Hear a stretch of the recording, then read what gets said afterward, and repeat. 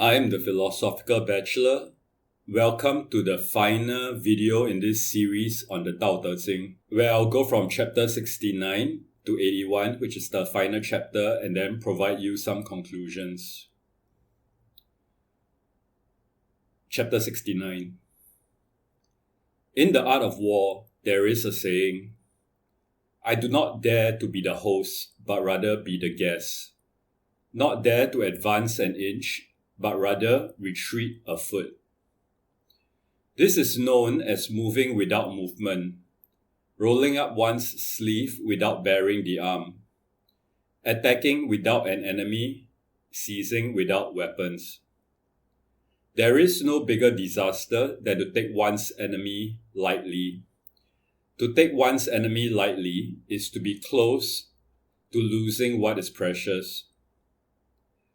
When armies equally matched fight, it is the side that deplores the situation that wins. We know that Lao Tzu is a pacifist as he considers war a misfortune, comparing a victory celebration to a funeral in chapter 31. In chapter 30, he talks about how a ruler only goes to war if it cannot be avoided, and even then fulfills his objective and then withdraws, not trying to extract more from the enemy's side. I interpret not daring to be a host to mean that one should not be the aggressor, and it is better to retreat than to advance in a war.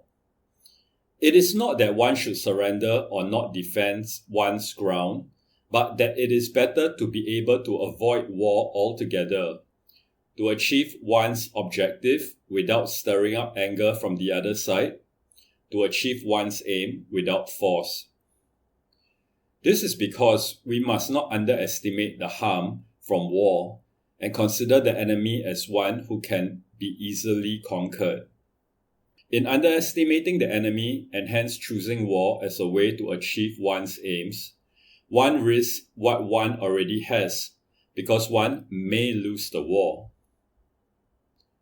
Why does Lao Tzu write that when the two sides are equally matched, it is the side that does not want to be in a war that wins? Between attacking and defending, defense is the stronger side.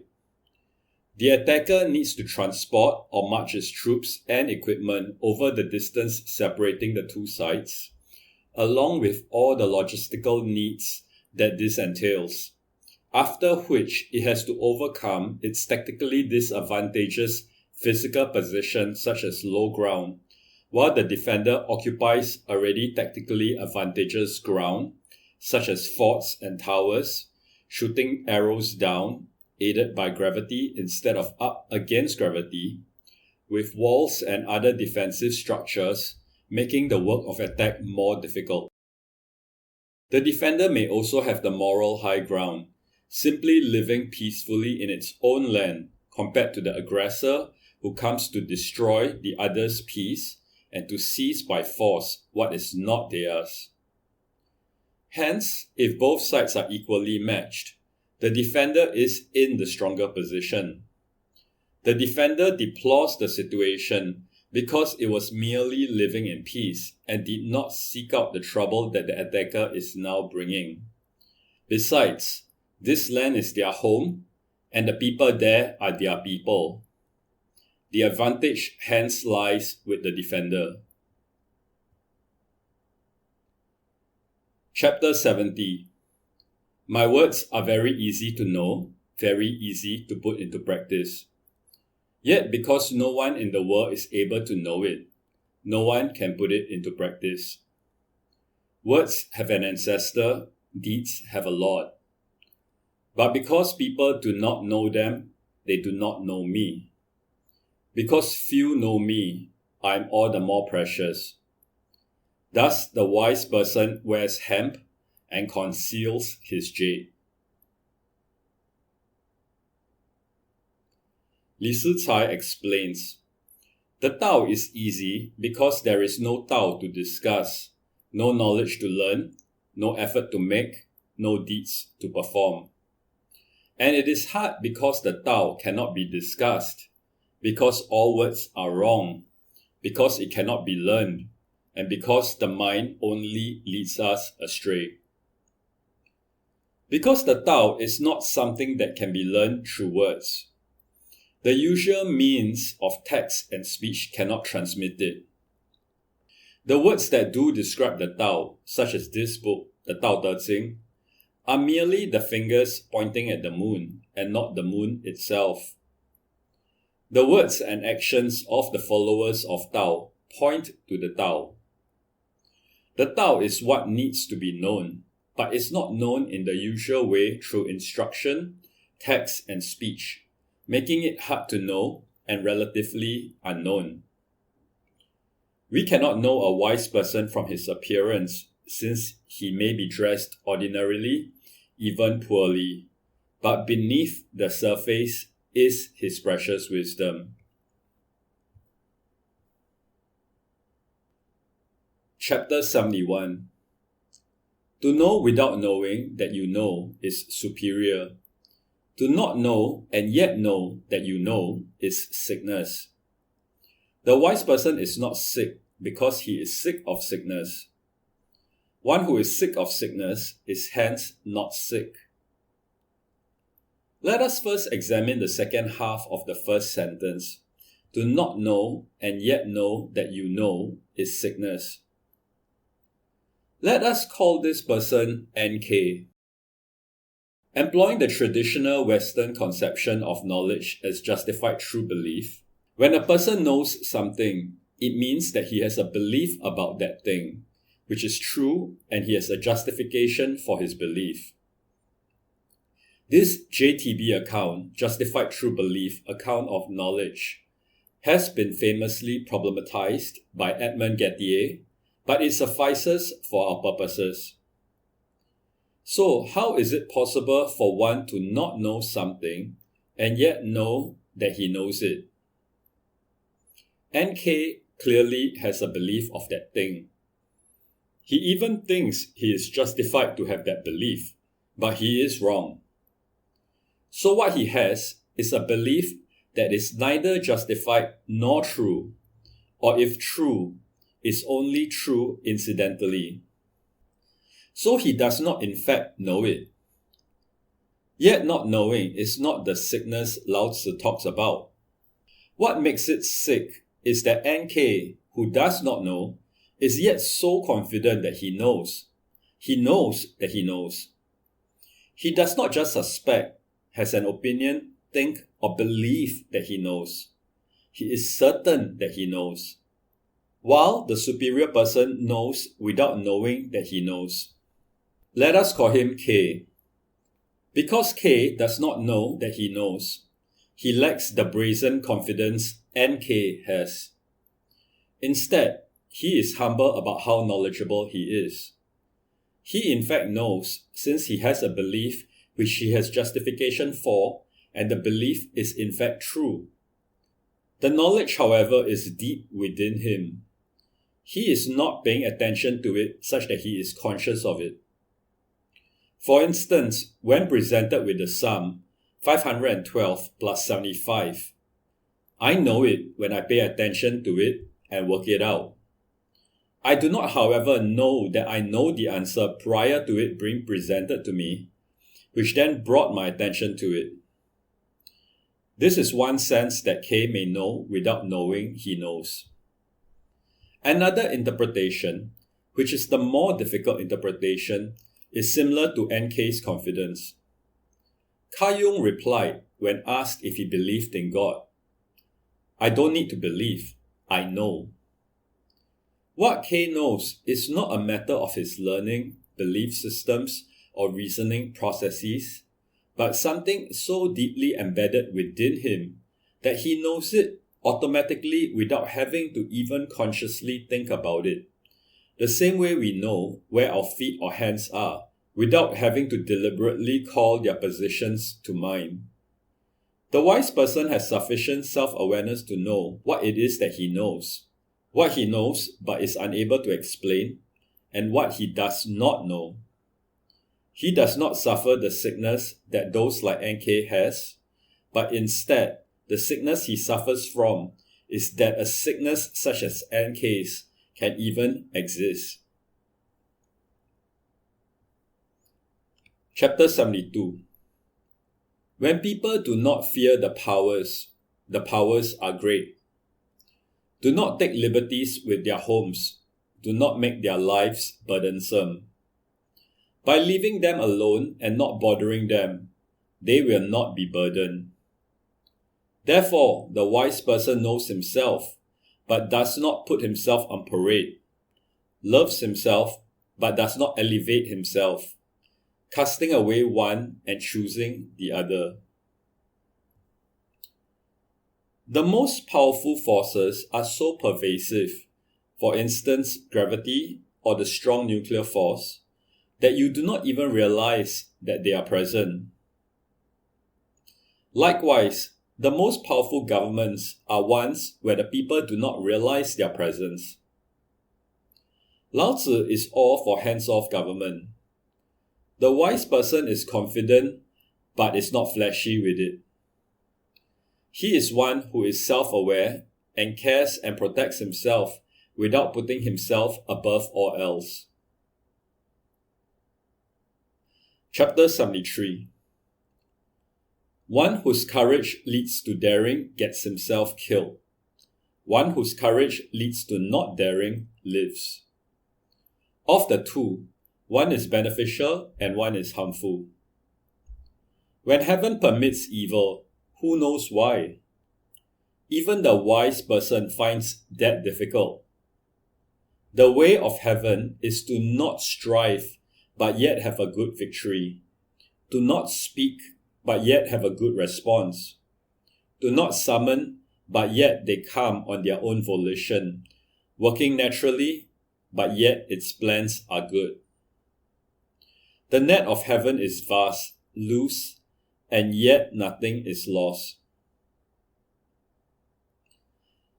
Lao Tzu compares heaven to a big net that covers everything. Its mesh is coarse, meaning its gaps are wide, so it seems many things may slip through it, but yet nothing slips through. The Tao covers everything, and yet permits them their liberty.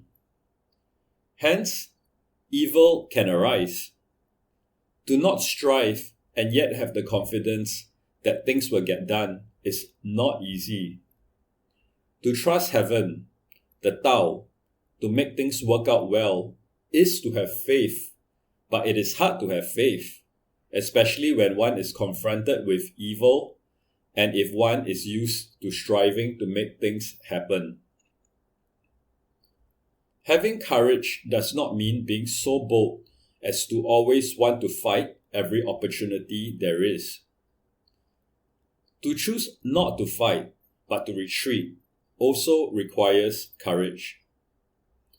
I do not think Lao Tzu is advocating cowardice.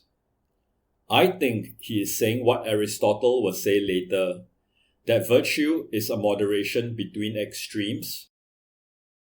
A virtue such as true courage is neither brashness nor cowardice, but somewhere in between. Buddha also speaks of the middle way. Chapter 74. If the people do not fear death, what is the point of using death to scare them? If they can be made to always fear death, and the deviants can be caught and killed, who were there? There is always an executor killing. If another replaces him, it is like replacing a great craftsman hewing wood. The one replacing the craftsman can only hope to not hurt his hand. Read in the sequence it is written, it seems as if Lao Tzu is advocating inculcating the fear of death in the people, so as to then weaponize that fear to control them. But if read conversely, starting with how those who fear death will therefore obey, then if they do not fear death, then that fear loses its power over them.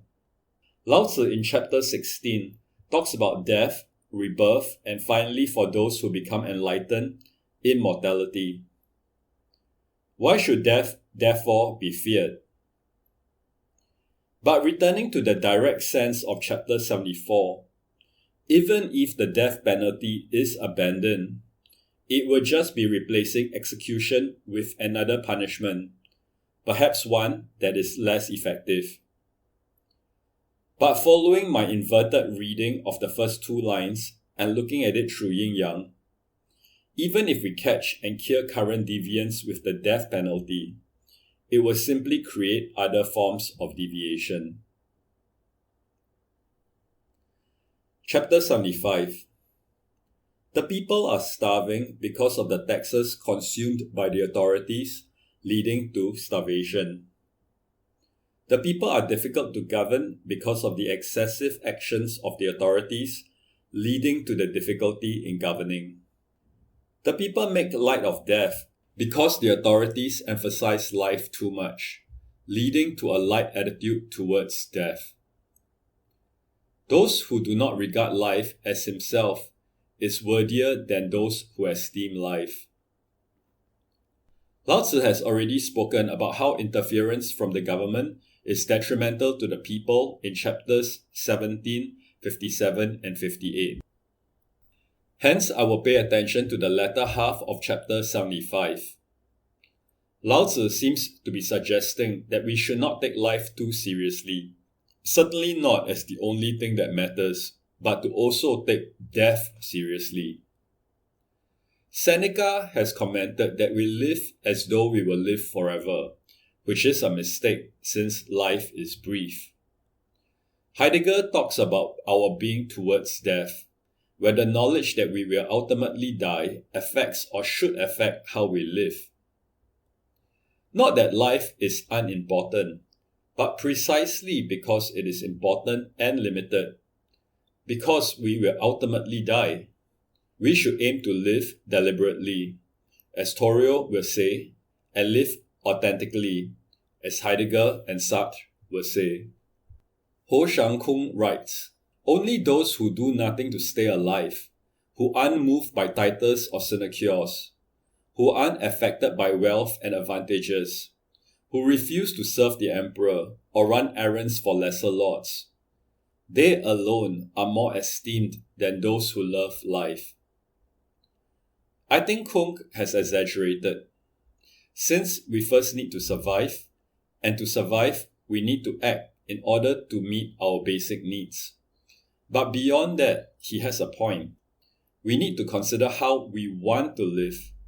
Beholden to wealth and titles, a lackey for powerful people, or in a dignified, meaningful way. How can we live meaningfully? Abraham Maslow has a hierarchy of needs, where as we are able better and better to satisfy our needs, we ascend towards self-actualization. Chapter 76. People when born are soft and weak, becoming hard and stiff when dead. Plants when born are soft and fragile, becoming dry and withered when dead. Therefore, the hard and stiff are followers of death, while the soft and weak are followers of life. When an army is strong, it is destroyed. When wood is strong, it snaps. The place of the strong and big is down. The place of the soft and weak is up.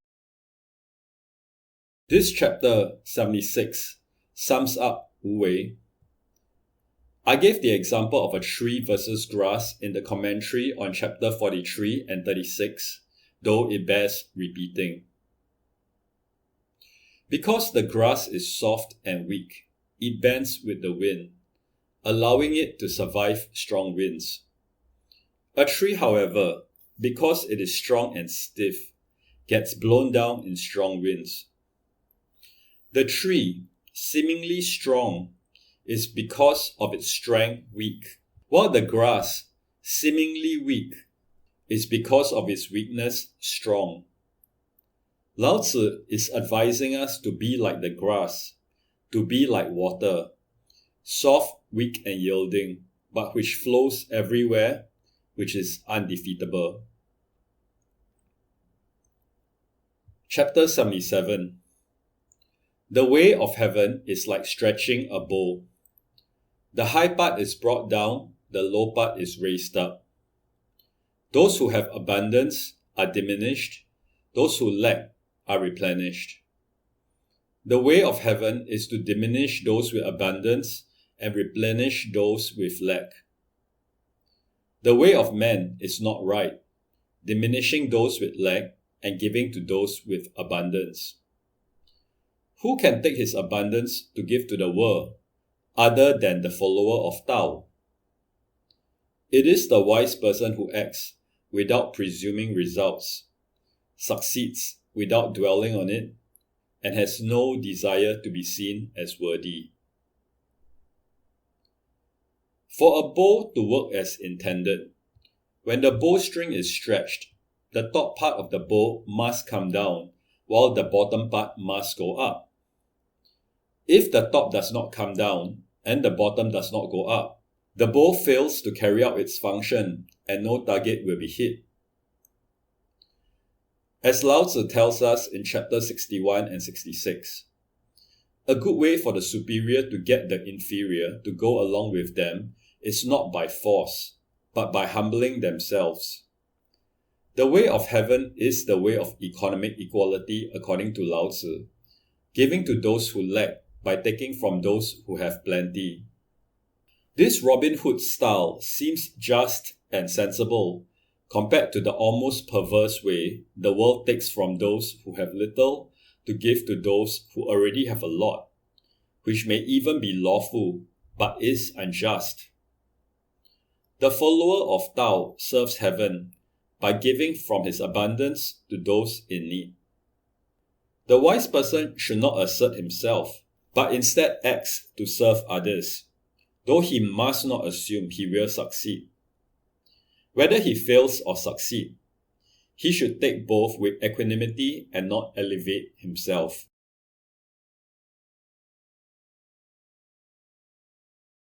Chapter 78. There is nothing under heaven that is as soft and weak as water. Yet for attacking the firm and strong, there is nothing that can win it, for nothing can change it. The weak wins the strong, the soft wins the hard. There is no one under heaven who does not know this, but no one can carry it out. Thus the wise person says, the one who is guilty of the country's disgrace is designated the master of society and its grains. The one who is guilty of the country's misfortune is the king of the world. The truth seems inverted. Water is soft and weak, and yet its power has carved out riverbeds, shaped land, and a persistent drip of water can break rocks. Without water, most living things will perish within a few days. Yet the soft and weak, such as the wise person, are not lauded and given authority. Instead, the strong and hard are elevated to become rulers and masters, even as their actions destroy the country. What is the actual situation is opposite to what should be the case.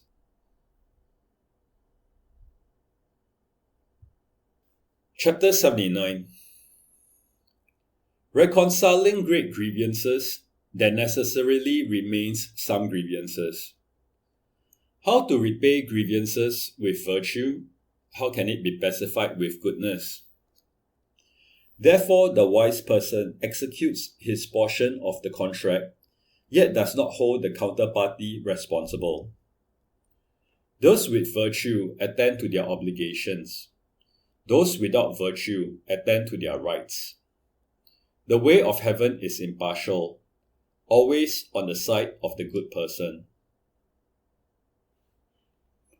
Even after resolving grievances, some grievance may remain. The way to solve this is for one party to sacrifice, to give more. The way the wise person handles a contract is to ensure he satisfies his part of the deal. He fulfills his obligations regardless of what the other party does. He focuses on what he can do and not make demands of what the other party is supposed to do. This may be considered foolish in today's business culture, but the point is that he is faithful in his dealings, which means his business partners can trust him. If they choose to exploit his trust, the guilt then falls on them, which is ultimately to their detriment even if we do not consider the karmic aspect that will redound on them. They will lose a good business partner because of their bad faith, since the wise person is also not foolish enough to allow himself to be exploited over and over again. Chapter 80. A small country of few people. Let there be hundreds of machines, but unused. Let the people take death seriously and hence not move far. Even though there are boats and carriages, no one rides them. Even though there are armor and weapons, there is no need to show them. Let the people return to the use of knotted cords for counting. Let them think their food sweet, their clothes beautiful, their residence peaceful, and let them rejoice in their customs. The neighboring country is within sight. They can hear each other's chickens and dogs. Yet the people, till they die of old age, do not come or go. This chapter, 80, is an ode to simplicity. The ideal country is small with few people, according to Lao Tzu, because a large country with many people is hard to manage. The residents of this ideal country can see the neighboring country. It is so close they can even hear the animals of the other countries, but yet they do not feel that the grass is greener on the other side. They are contented with their lives. Technology is available to make their work easier, but they do not feel they need it. Even in their methods, they use simple ones such as knots on ropes to count, rather than writing it down, or if it is today, entering it into a computer. They understand that life is short, and so do not want to move far from their kin. There are vehicles, but they are satisfied to remain on their own land.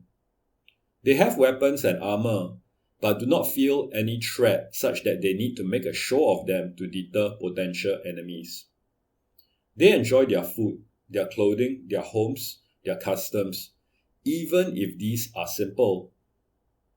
It is not that they do not have the means to have more or to go places, but they do not want more or go anywhere because they are contented with the way things are, which is not merely settling, but loving what they have and their current way of life. Chapter 81. True words are not beautiful, beautiful words are not true. The good do not dispute. Those who dispute are not good. The wise are not learned, the learned are not wise. The wise person does not accumulate. The more he expends for people, the more he has together with people. The way of heaven benefits and does not harm. The way of the wise person is to act but not strive. We have come to the final chapter 81 of the Tao Te Ching. It is a rather beautiful ending which summarizes the text. The truth may not sound wonderful. The words chosen may not be fancy. Truth is best expressed simply and clearly, rather than mellifluously and confusedly. Good people do not have to dispute over matters. It is not that they agree even if things are wrong. It is that they choose not to dispute, not to strive against others. The wise are not learned, writes Lao Tzu. Wisdom and knowledge are not the same thing. Knowledge can be gained from books or through learning, but wisdom is something else and more than that. It is not that the wise or Lao Tzu are against knowledge, but just because someone knows many things does not make him wise.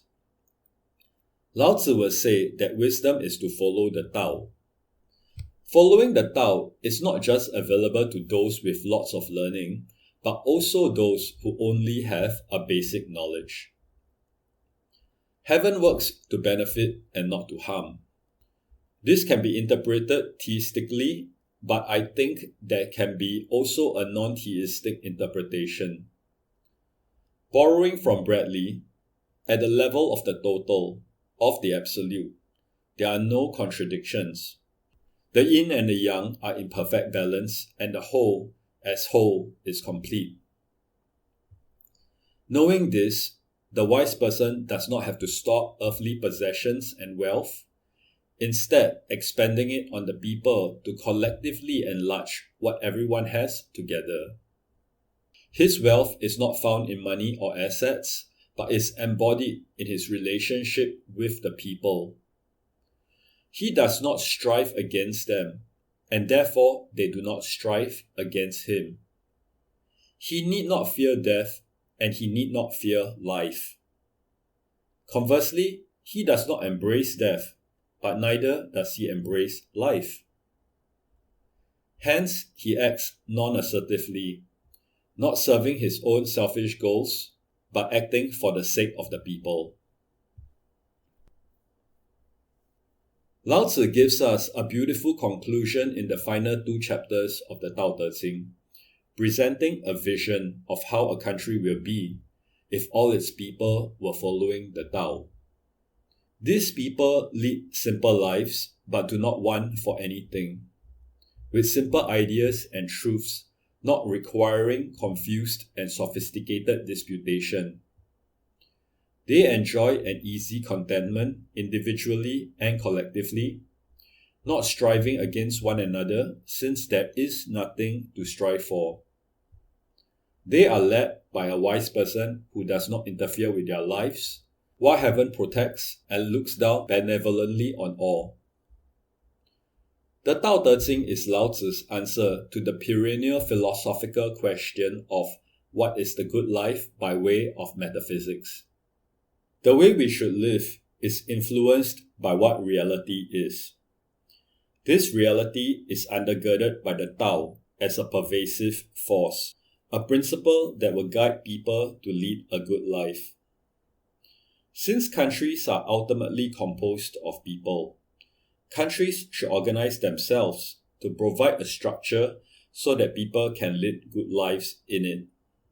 This structure is a structure of no or little structure, guarding the freedom of its people to live in natural but yet virtuous ways. This works because our fundamental nature is virtuous.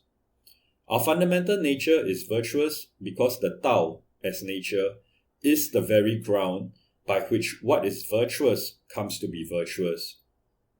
His theory comes across as profoundly radical, especially when the common understanding of life is not about going along with nature, but of subduing it, of mastering it in order to extract from it what serves us. While Lao Tzu may have his eye turned towards heaven, his feet are firmly planted on the ground.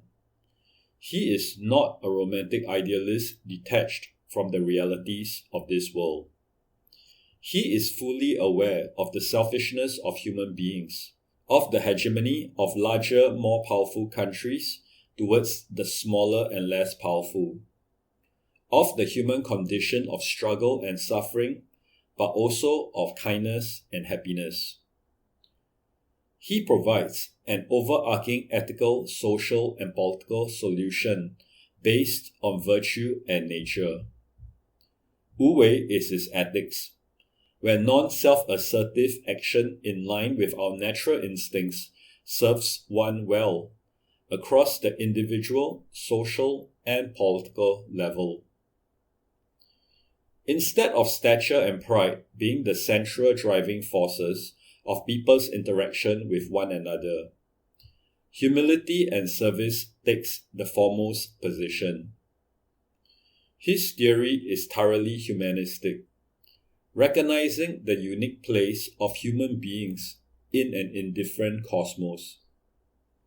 Human beings are special, but not the reason for which all things exist.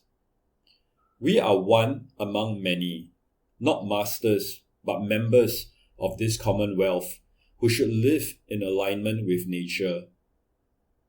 Nature is the very wind beneath our wings. If we simply allow it, it will guide us effortlessly to get everything that needs doing done. If we struggle against it, it not only delays our passage, but saps our energy, our virtue, and hence our humanity. This not only makes our flight more arduous and exhausting, it puts us in peril of not reaching our destination, which is the fulfillment of our natural individual potential and ultimately the potential of humankind and the cosmos. For those who have journeyed with me so far on this series of videos of the Tao Te Ching, I hope you have found this insightful, and once again, thank you for listening to the Philosophical Bachelor.